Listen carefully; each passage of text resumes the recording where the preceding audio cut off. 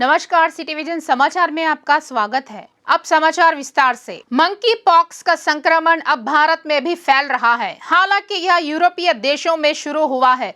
देश में पहले 4 पॉजिटिव मामले दर्ज हुए। यह संख्या अब बढ़ गई है। तेलंगाना के कामारेड्डी जिले में मंकी पॉक्स के लक्षण दिखाई देने वाला मामला मिलने से हड़कंप मच गया है। इंदिरा नगर कॉलोनी का व्यक्ति मंकी पॉक्स वायरस से संक्रमित होने की आशंका है। कामारेड्डी जिला इंदिरा नगर कॉलोनी में व्यक्ति में मंकी पॉक्स के लक्षण देखे गए। उसने तुरंत जिला चिकित्सा अधिकारी से संपर्क किया और लक्षणों के बारे में जानकारी दी।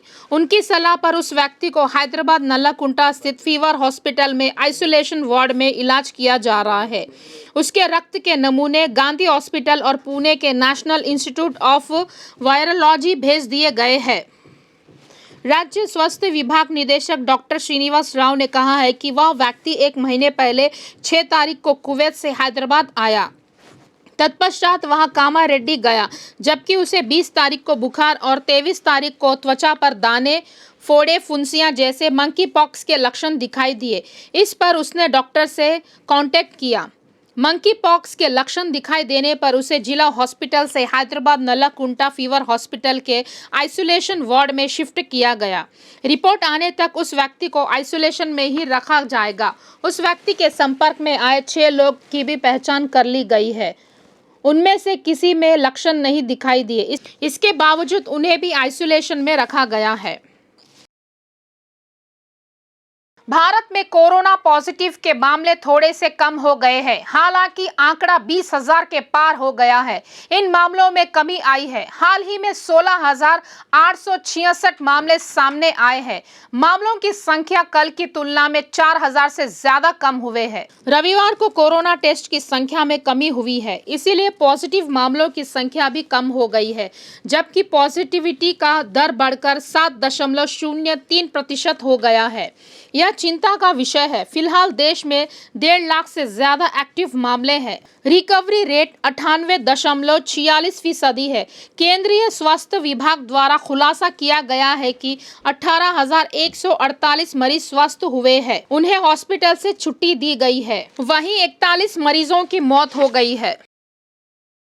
बीजेपी नेता एक बार फिर ऑपरेशन आकर्ष की तैयारी कर रहे हैं। बीजेपी नेतृत्व ने जिला स्तर पर बैठकों के आयोजन पर जोर दिया है। इन बैठकों पर राष्ट्रीय नेतृत्व समीक्षा कर रहा है। बीजेपी विधायक इटेला राजेंद्र को नामांकन समन्वय समिति के संयोजक पद नियुक्त किया गया है। पार्टी के पुराने और नए नेताओं यहां जिम्मेदारी सौंपी गई है। पार्टी का विचार है कि टीआरएस और कांग्रेस को चेक दिया जाए। पार्टी सूत्रों का कहना है कि इस दौरान टीआरएस और कांग्रेस के कुछ नेता अभी भी बीजेपी के टच में है। नेताओं और कार्यकर्ताओं में समन्वय बनाए रखने हेतु अगले महीने की 2 तारीख से प्रदेश भाजपा अध्यक्ष बंडी संजय अपनी तीसरी पदयात्रा शुरू करेंगे। पदयात्रा के दौरान केंद्रीय मंत्री, भाजपा शासित सीएम और डिप्टी सीएम तेलंगाना आएंगे। मुख्यमंत्रियों और केंद्रीय मंत्रियों की मौजूदगी में कई नेता बीजेपी में शामिल होंगे। वाईएसआर टीपीसी अध्यक्ष वाईएस शर्मिला ने आरोप लगाया है कि केसीआर के रवैये के चलते भद्राचलम जलमग्न हुआ है। कहा गया है कि कड़ेम प्रोजेक्ट के गेट काम नहीं करने की वजह से बाढ़ आई है। कड़ेम प्रोजेक्ट के गेट नहीं खुल पाना राज्य सरकार विफलता नजर आती है। गेट नहीं खुलेंगे तो इनफ्लो और आउटफ्लो में तालमेल कैसे बनाया रखा जा सकेगा। उन्होंने कहा है कि प्रोजेक्ट के लिए 33 कर्मचारियों की जरूरत है, लेकिन सिर्फ 3 ही कर्मचारी काम कर रहे हैं, जबकि हर प्रोजेक्ट के लिए एक बाढ़ प्रबंधन टीम होनी चाहिए। हैदराबाद के 2 जलाशयों में इनफ्लो बढ़ गया है। बाढ़ का पानी जमा होने से जल स्तर बढ़ गया है।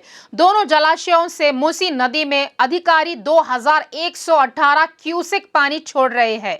इनफ्लो को देखते हुए आउटफ्लो मेंटेनेंस किया जा रहा है। उस्मान सागर का इनफ्लो 1600 क्यूसेक है, जबकि 6 गेट खोलकर 1788 क्यूसेक जल छोड़ा जा रहा है। हालांकि उस्मान सागर की जल भराव क्षमता 1790 फीट है। वहीं फिलहाल जल स्तर 1087.20 फीट है। हिमायत सागर में 300 क्यूसेक इनफ्लो रहा।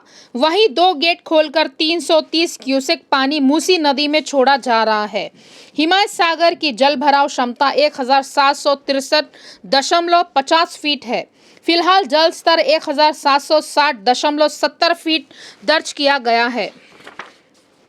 हैदराबाद सिटी मेट्रो कार्ड की मांग बढ़ गई है। एक ही दिन में 1000 से भी ज्यादा कार्डों की बिक्री हुई है, जिससे मेट्रो ट्रेन में यात्रियों की संख्या दिन ब दिन बढ़ती जा रही है। स्टेशन पर सुबह और शाम यात्रियों की भीड़ स्टेशनों पर दिखाई दे रही है। एल&T कंपनी ने कुछ महीनों पहले यात्रियों को आकर्षित करने के उद्देश्य से डिस्काउंट का ऑफर दिया, जिस पर कार्ड की मांग बढ़ गई है। स्कीम के अंतर्गत 50 रुपए में कार्ड लेने और 50 रुपए रिजर्व करने के साथ हर यात्रा पर 10% छूट की सुविधा दी गई, जबकि 10 दिनों पहले यात्रियों ने इस स्कीम को लेकर रुचि नहीं दिखाई। लेकिन अब बारिश के चलते सड़क पर ट्रैफिक जाम हुआ और यात्रियों का झुकाव एक बार फिर मेट्रो रेल की ओर हुआ। स्टेशनों पर यात्रियों की कतार देखी जा रही है। इस दौरान कार्ड जारी करने में सर्वर को लेकर परेशानियां हो रही है।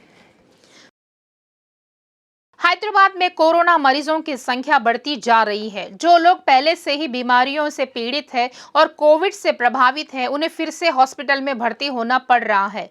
हालांकि इस तरह के 30 पीड़ितों का गांधी हॉस्पिटल में इलाज चल रहा है, जबकि गंभीर लक्षण दिखाई देने वाले निजी हॉस्पिटल में भर्ती हो रहे हैं। इनकी संख्या दिन ब दिन बढ़ती जा रही है। इस स्थिति को लेकर डॉक्टरों ने कहा है कि जिन लोगों ने वैक्सीन के 2 खुराक लिए हैं, वे बूस्टर खुराक मिलने पर ही वायरस से प्रभावी ढंग से लड़ सकते हैं। चिकित्सा एवं स्वास्थ्य विभाग ने कहा है कि मुफ्त बूस्टर डोज हेतु आने वालों की संख्या में इजाफा हो सकता है।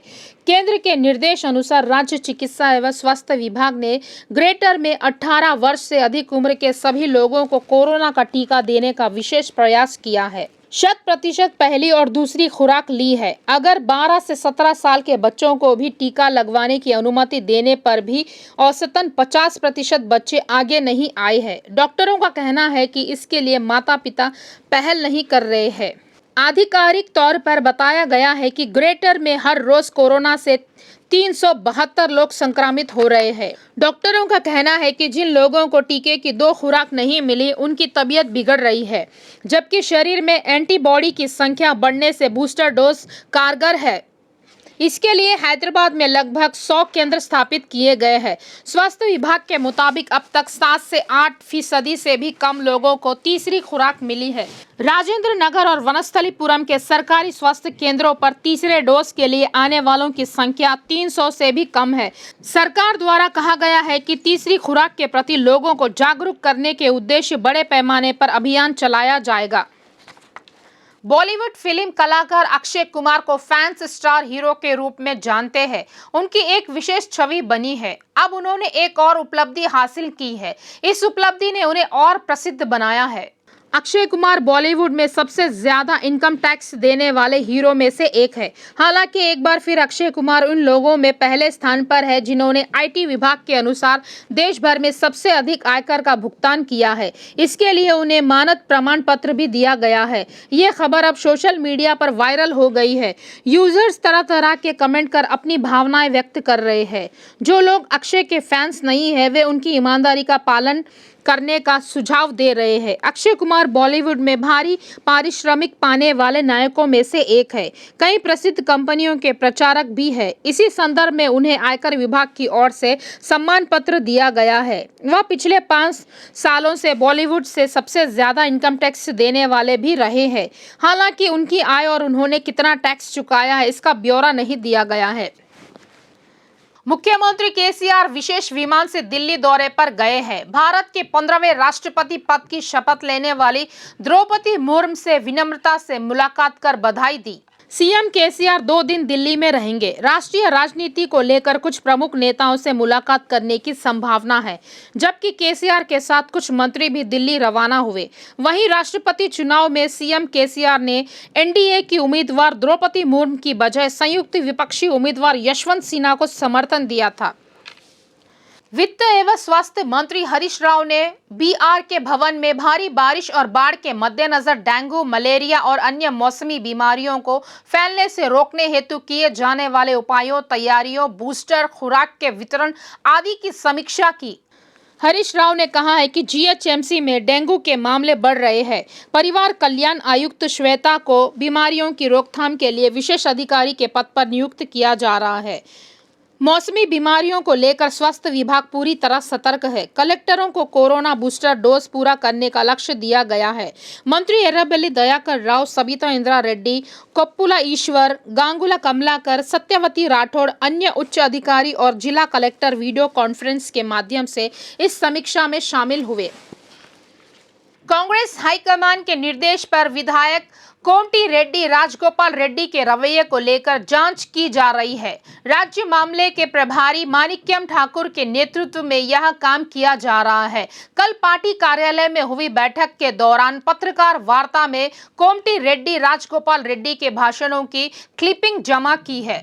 ठाकुर ने राजगोपाल रेड्डी द्वारा पार्टी के बारे में की गई टिप्पणी और स्पष्टीकरणों की क्लिपिंग मंगवा ली है। इसके बावजूद ठाकुर, आरसी कुंतिया, उत्तम कुमार रेड्डी, रेवंत रेड्डी पार्टी के बारे में और नागार्जुन उपचुनाव को लेकर किए गए कमेंट की भी जांच की जा रही है। पार्टी हाईकमान सोनिया गांधी द्वारा इस मामले को गंभीरता से लिया गया है।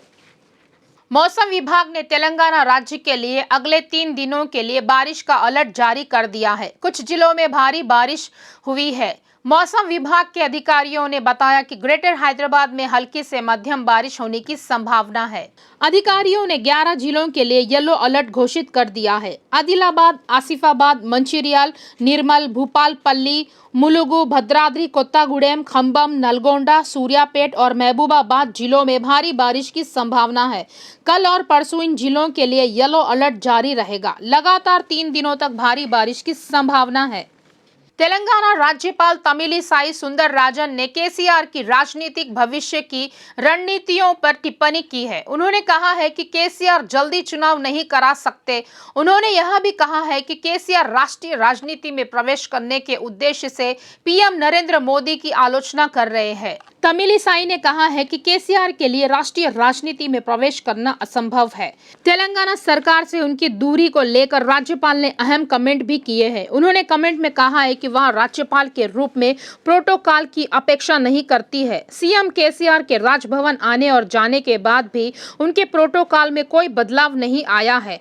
भले ही वह उन दिन भद्राचलम गई थी, लेकिन उनके साथ कोई अधिकारी नहीं आया था। वहीं वह खुद ही तुलना दूसरे राज्यों के राज्यपालों और उनके प्रोटोकॉल से नहीं करेगी। उनका स्वभाव लोगों से रूबरू होना है।